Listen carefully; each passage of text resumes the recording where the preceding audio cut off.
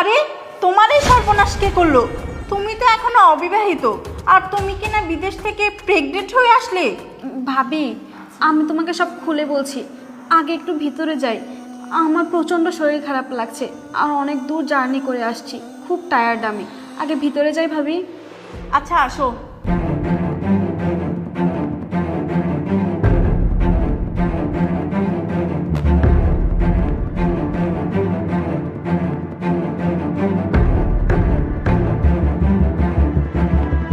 এই সত্যি করে বলো তো, তুমি এই নষ্টামি কার সাথে করে আসছো? হ্যাঁ, আমরা কত টাকা পয়সা খরচ করে তোমাকে বিদেশ পাঠিয়েছি আমাদেরকে টাকা পয়সা রোজগার করে দেওয়ার জন্য, আর তুমি কি না অবৈধ সন্তান নিয়ে দেশে আসলে?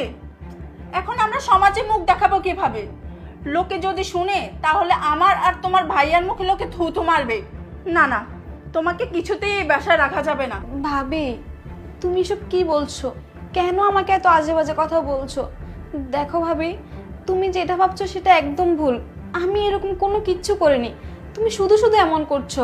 ভাবি, তুমি আমার কথাটা আগে শোনো। চুপ কর, তোর কথা কি শুনবো? হ্যাঁ দাঁড়া, তোর একটা ব্যবস্থা করতেছি। এই শুনছ? কই তুমি? হ্যাঁ তাড়াতাড়ি আসো, দেখো তোমার বোন বিদেশ থেকে নষ্টামি করে আসছে। আরে তাবিন, তুই আমাদেরকে কিছু না জানিয়ে হঠাৎ দেশে চলে আসলি যে?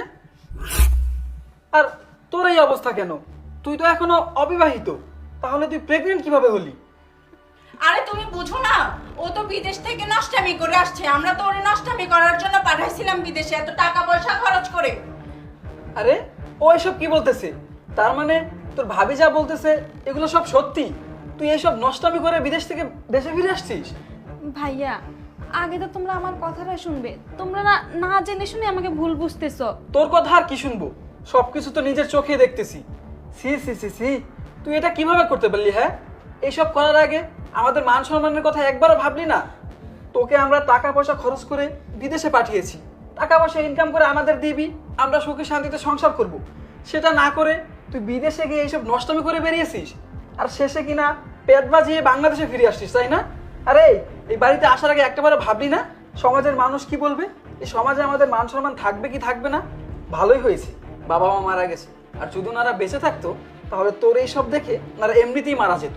আর এখন তো তোকে আমার বোন বলে পরিচয় দিতে আমার ঘৃণা লাগছে। শোন, তোকে আমি আমার বাসায় রাখতে পারবো না, কারণ তোকে যদি আমি আমার বাসায় রাখি তাহলে আমার বাসাটা অপবিত্র হয়ে যাবে। তুই আমার বাসা থেকে বেরিয়ে যা। ভাইয়া, তোমরা আমাকে শুধু শুধু মিথ্যা অপবাদ দিচ্ছ। সমস্যা নেই, আমি তোমাদের বাসা থেকে চলে যাব। আমি থাকতে আসিনি, আমি তো এখন অসুস্থ। আমার এই অবস্থা অনেক